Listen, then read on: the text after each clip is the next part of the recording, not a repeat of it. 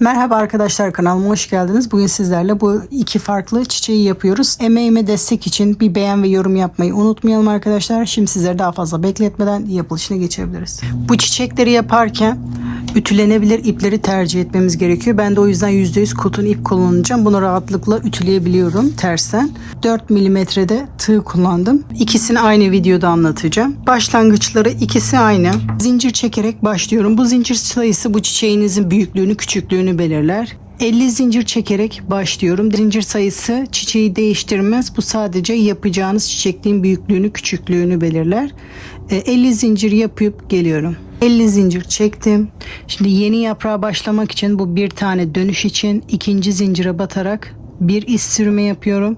Şimdi ilk yaprağa başlıyorum. 10 zincir yapıyorum.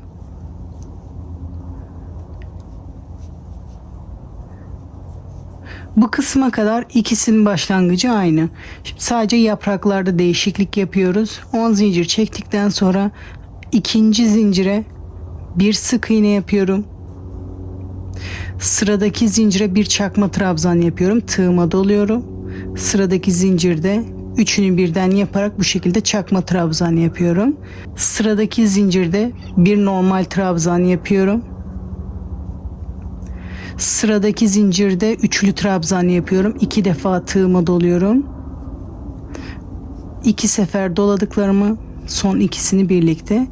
Üçlü trabzandan 3 adet ayrı zincirlerde yapıyorum. Şu anda ikinci zincire batarak yapıyorum. Son üçlü trabzanımı yapıyorum.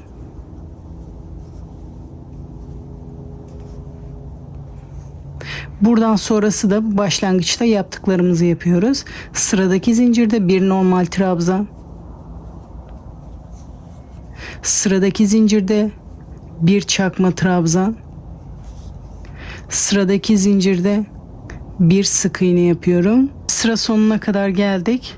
Burada iz sürme yapmıştık yaprağa başlamak için. Şimdi yanındaki zincire batarak bir iz sürme yapıyorum. Yaprağımızı bu şekilde burada tutturuyoruz. Yeni yaprağa başlamak için sıradaki zincirde bir iz sürme yapıyorum.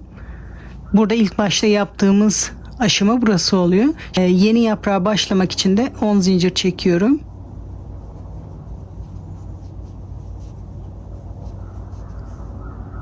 İkinci zincirde bir sık iğne.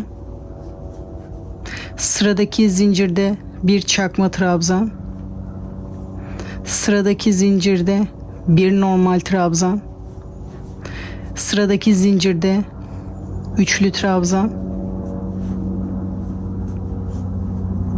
Sıradaki zincirde üçlü trabzan. Sıradaki zincirde üçlü trabzan. Sıradaki zincirde bir normal trabzan. Bütün zincirlere birer sefer batıyoruz. Sıradaki zincirde bir çakma trabzan. Son zincirde bir sık iğne. Zincir üzerinde yaprak kısmı bitti. Şimdi bu kısımdaki zincirde en son buraya batmıştık. Yanındaki zincire batarak bir iz sürme yapıyoruz. Bu yaprağı bitirmek için. Yeni yaprağa başlamak için sıradaki zincirde bir iz sürme yapıyoruz. Son bir defa daha yaprağı göstermek istiyorum. Sonra diğerine geçelim. 10 zincir.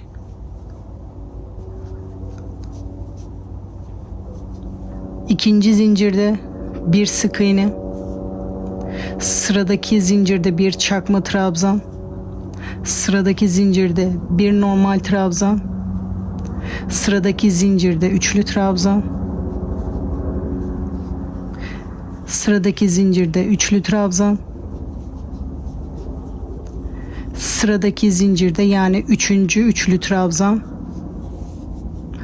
Sıradaki zincirde bir normal trabzan. Sıradaki zincirde bir çakma trabzan. Sıradaki zincirde bir sık iğne. Taban kısmında da sıradaki zincirde bir iz sürme. Yeni yaprağa başlamak için tekrar bir iz sürme yapıyorum. Yeni yaprağa başlıyorum.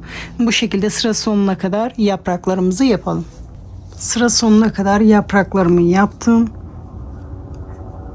Son zincire batarak iz sürmemi yapıyorum. Bir zincir çekerek ipimi kesiyorum. İpimi uzun kesiyorum. Çiçek yapabilmek için. ipimi uzun kesiyorum. İlmekten çıkarıyorum. Gördüğünüz gibi ördükten sonra yapraklar bu şekilde duruyor. Ütülenebilir ipi tercih etmenizi bu yüzden istedim. Ütülendikten sonra düzgün dursun. Yoksa bu şekilde düzgün durmuyor. Şimdi diğerinin yapılışına geçebiliriz. Bunu da yapabilmek için aynı bunun sayısında zincir çekiyoruz. 50 zincir çekerek modele başlıyoruz. 50 zincir hazırladım.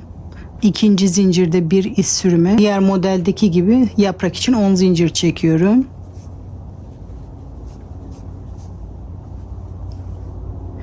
İkinci zincirde iz sürme yapıyorum. Sıradaki zincirde iz sürme yapıyorum. Toplamda 3 tane iz sürme yapıyorum. Üçüncü iz sürmeyi de yapıyorum. Ucu sivri olsun diye. Şimdi sıradaki kalan bütün zincirlere birer tane sık iğne yapıyorum. İlk 3 tanesi iz sürme, diğerlerini sık iğne yapıyoruz. Sonuncu zincire de sık iğnemi yaptım. Bu taban kısmındaki sıradaki zincire batarak bir iz sürme yapıyorum. Sonra yeni yaprağa başlıyorum. Diğerinde 2 tane bırakıyorduk, bu yapraklar geniş olduğu için. Şimdi bunda direkt sıradaki zincire iz sürme yaparak yeni yaprağa başlıyorum. 10 zincir. İkinci zincirde iz sürme yaparak başlıyorum. Toplamda 3 iz sürme yapıyorum farklı zincirlerde. Sonra kalan bütün zincirlere birer tane sık iğne yapıyorum.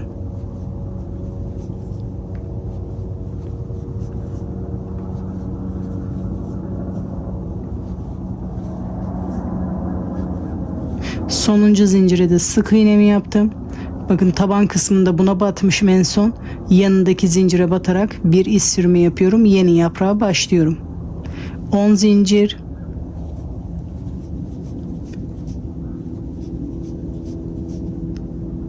İkinci zincirde iz sürme yapmaya başlıyorum. Toplamda 3 tane yapıyorum. Diğer kalan zincirlerin üzerine de sık iğne yapıyorum sıra sonuna kadar.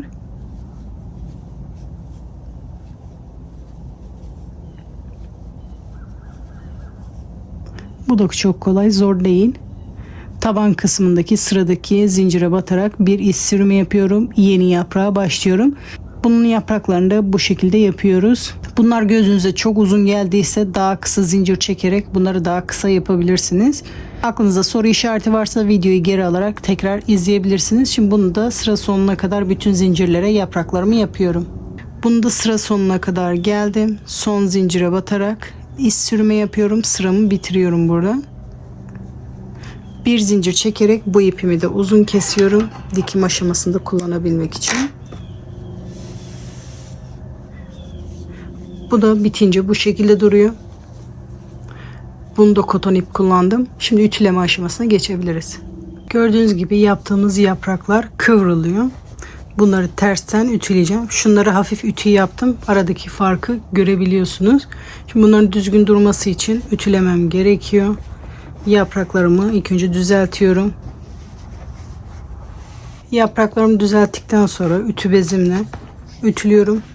İpim koton ipi olduğu için ütüleyebiliyorum. Ama akrilik ipse uzaktan buhar tutabilirsiniz.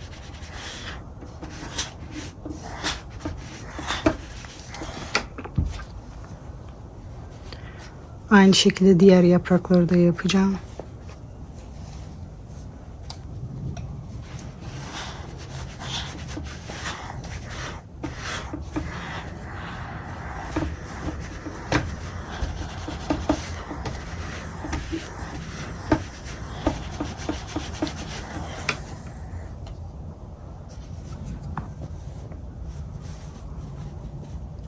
Bak, şimdi yapraklarımız daha güzel duruyor. Şimdi aynı şekilde diğer çiçeği de ütüleyeceğim. Bakın ütülenmiş hali, ütülenmemiş hali bu şekilde duruyor. Bunları da tersten düzeltiyorum.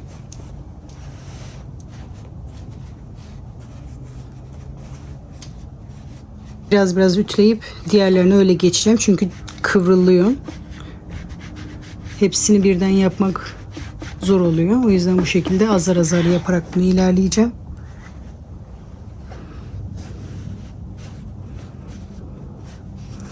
Böyle sırasıyla bütün yapraklarımızı düzeltip hafif ütü basalım.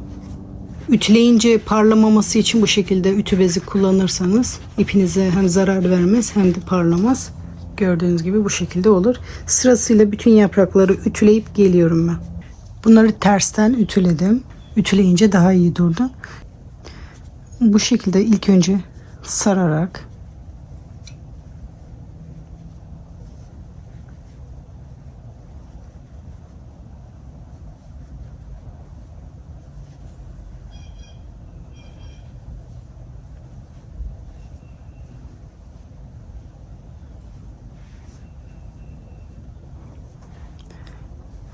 bıraktığımız bu iple arkadan sararak bunu dikebilirsiniz. Bu bıraktığımız iple arkadan dikerek bunu dikebilirsiniz. İğneye ipimi geçiriyorum.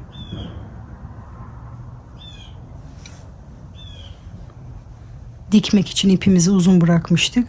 Bu şekilde bütün katlardan geçirerek dikebilirsiniz.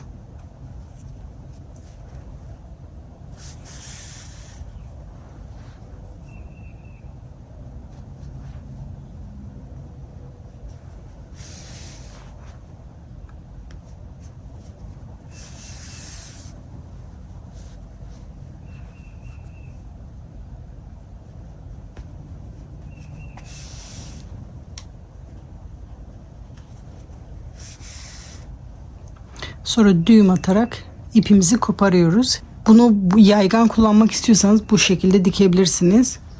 Ama bunu böyle daha tomurcuk şeklinde kullanmak istiyorsanız biraz daha derinden dikerek bu şekilde tomurcuk şeklinde de kullanabilirsiniz. Ama ben bu şekilde ihtiyacım var. Böyle kullanacağım. Bu diktiğimiz ipi şu şekilde sararak ya da daha derinden dikerek bu şekilde tomurcuk şeklinde de kullanabilirsiniz.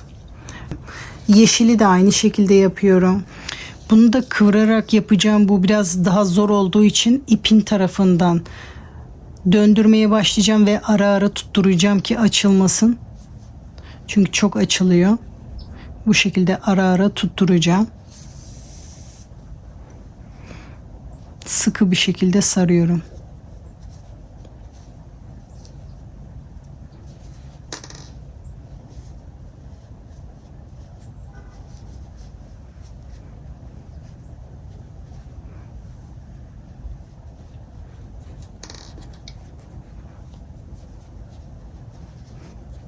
Tekrar bir sefer tutturuyorum açılma olmasın diye.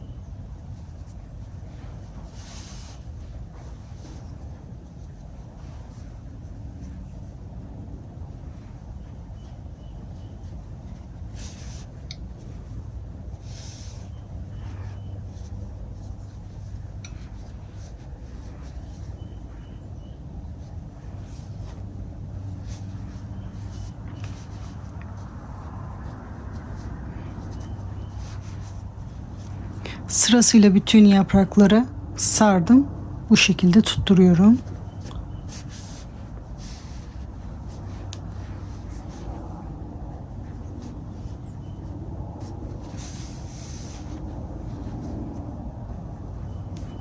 Aralardaki bütün katları dikmeye çalışıyorum.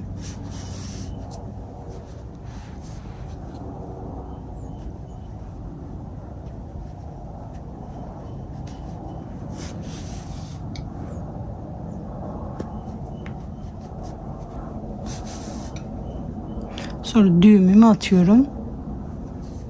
İpimi kesmiyorum kullanacağım alanda dikmek için. Gördüğünüz gibi bunu da dediğim gibi yaparak tomurcuk şeklinde kullanabilirsiniz. Bu şekilde yayarak da kullanabilirsiniz. İkinci çiçeğimiz de bu şekilde hazır. Bunu istediğiniz alanlarda kullanabilirsiniz. Videom hala bir beğen yapmadıysanız bir beğen atarak destek olabilirsiniz. Modelin yapılışı bu kadar. Umarım sizler de izlerken keyif almışsınızdır. Sıradaki videolarda görüşmek üzere. Hoşçakalın.